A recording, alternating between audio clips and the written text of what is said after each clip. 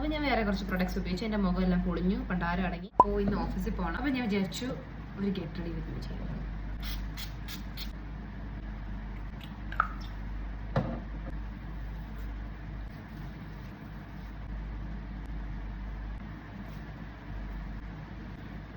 ഈ beauty of ജോസോണിൻ്റെ products എല്ലാം ഭയങ്കര ഇഷ്ടമാണ്.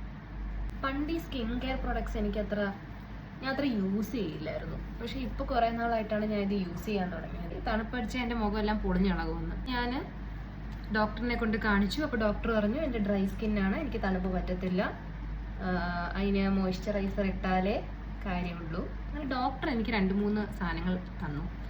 ഒരു ഫേസ് മോയ്സ്റ്റിൻ്റെ ക്രീം, ഒരു ഹയാലു ജെല്ല്, ഹൈലറോണിക് ആസിഡ് ജെല്ല്, പിന്നെ ഒരു സൺസ്ക്രീൻ തന്നു. സൺസ്ക്രീൻ എനിക്ക് അത്ര ഇഷ്ടപ്പെട്ടില്ല, പക്ഷേ ബാക്കി രണ്ട് പ്രൊഡക്ട്സും ഇറ്റ് വാസ് അമേസിങ്. അപ്പം എൻ്റെ മുഖത്തെ പ്രശ്നങ്ങളെല്ലാം അത് മാറ്റി തന്നു. ഞാനത് തന്നെയായിരുന്നു കണ്ടിന്യൂസ്ലി ഉപയോഗിച്ചുകൊണ്ടിരുന്നത്. പിന്നെ കുറച്ചാളായപ്പോൾ നമുക്ക് അഹങ്കാരം കയറുമല്ലോ.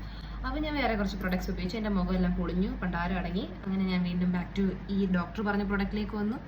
എന്നിട്ട് ഞാൻ പിന്നെ കുറച്ച് റിസർച്ച്, ആ പ്രൊഡക്റ്റ് തീർന്നപ്പോൾ ഞാൻ കുറച്ച് റിസർച്ച് ചെയ്ത് ഇതാണ് ഡ്രൈ സ്കിൻ വിത്ത് സെൻസിറ്റീവ് സ്കിൻ, ഡ്രൈ വിത്ത് സെൻസിറ്റീവ് സ്കിൻ, അങ്ങനെയാണ് പറയാം, അങ്ങനെയാണെന്ന് തോന്നുന്നു പറയുന്നത്. അത് വാങ്ങി ഉപയോഗിക്കാം. അങ്ങനത്തെ ഉള്ള പ്രൊഡക്ട്സ് ഞാൻ റിസർച്ച് ചെയ്ത് അത് വാങ്ങി ഉപയോഗിച്ച് തുടങ്ങിയത്.